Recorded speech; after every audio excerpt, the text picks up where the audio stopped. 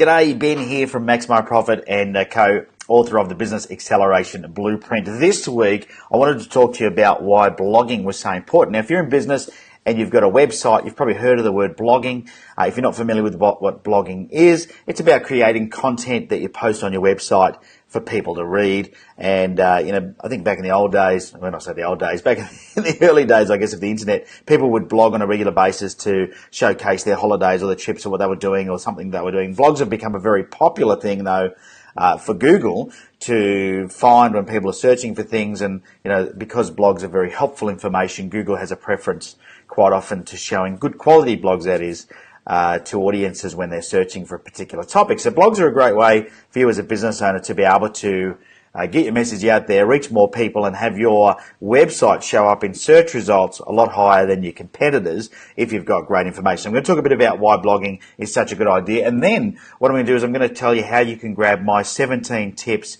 to make sure that your business blog is driving as much traffic as possible back to your website. Because what I have learned over the years of blogging, and we have a very active blog, we got a lot of organic traffic coming through to our website, and I've worked out 17 different things that you have to do if you want to maximize your results. They're very simple things to do, very low cost things. In fact, most of them are free to do, and you'll be able to download that cheat sheet by going to maxmyprofit.com.au/businessblog. You'll see that link in the video description near this video, so you can download that. But let's get stuck straight into it, and that way we can have a bit of a chat as to why it is you should blog. And then if you're not convinced you should blog, then I don't know what to do. But if you are convinced you should blog, you should grab the cheat sheet, and that way that'll help you maximize the results that you're getting and really drive a huge amount of traffic into your website and get the best results. So first of all, I'll sort of explain what blogging is. Here's our blog on the left. The one on the right is a fellow called Pat Flynn. Now, the reason I like showing people Pat Flynn's blog is because this is how his business started. Now, here's a guy, he publishes his income on his website, but he makes a lot of money, well in excess of $1 million a year just by blogging. And the reason that works for him is because he's blogging very helpful content on how to create a passive income online, which is his website's called smartpassiveincome.com. Go and check it out. But his blog is a great resource for bloggers, and I use that for a lot of my tips or things that I've got off of his blog. But a blog is simply a dynamic thing on your web page where you can update it with information on a regular basis that is helpful. And I'll give you a few tips on how you can do that. Now, as I said, I think traditional websites are dead. Now, if you think about, when I say traditional, I think what I mean is more like a non-dynamic or a brochure website. So back in the, in the early days of getting a website built, essentially what I felt it was a replacement of a brochure. So you created a website. G'day Nina, thanks for the thumbs up. Yeah, hit the love button and thumbs up if you're enjoying the live broadcast. Essentially what I thought a website was back then really was a replacement of a brochure, and what you would do is you'd have several pages on your website that replaced each of the pages in your brochure, and there'd be like an About Us page, the Meet the Team page, maybe a page about your products, a Contact Us page. It was pretty boring, right? I think those websites are dead. Now the reason for that is because they still work if you're going to drive traffic there yourself. When you meet somebody, or it's on your business card or something like that. So they still work from the essence that they'll replace a brochure, but they're not actually working for your business unless you're maximizing the traffic that you're driving to them. And it's very difficult to drive traffic to a website that's not dynamic. So these days, a blog is what makes a website dynamic, because realistically, the About Us page isn't going to change. The product page won't change much. The Contact Us page won't change much. The only page really that's going to change a lot on a website is your blog page. And so it makes your website something that's fluid, something that's more dynamic and interesting. It gives people a reason to come back. Now, if I go back to that previous example of the websites here, one which is ours, you'll see that we blog a few times a week. So what it means is that it gives you the opportunity to come back and get some fresh content. So it makes it so it's interesting each time you visit, and it makes you want to visit that website on a regular basis. And that's why you do things like Facebook, for example. You could jump onto Facebook 10 times a day and get different information.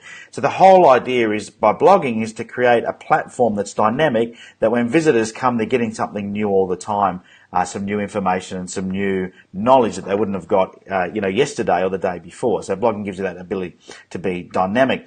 The second thing that a blog does, especially a business blog, is it makes you the authority in your industry. So if you're the person that's writing these quality articles about your product, your services, your industry, the news, the goings on, maybe you're interviewing people, whatever it might be, it starts to turn you into the authority in your industry. And if your competitors aren't blogging and you are, then when people start to do their online research, and let me tell you, in this day and age, everyone's doing research online to work out whether or not they should buy from you before they even meet with you or make that decision. So, by having good quality articles, good interviews, good infographics, pictures, videos, and helpful stuff on your website through your blog is going to make you the authority. So when someone's considering buying from you, being that authority is going to give you some brownie points in their decision-making process. It's really important. The other thing I love about a blog is it means you stand alone. So a blog is yours. You're not up against your competitors. So when somebody is driven by a search engine like Google to your website and they're reading an article that you've written,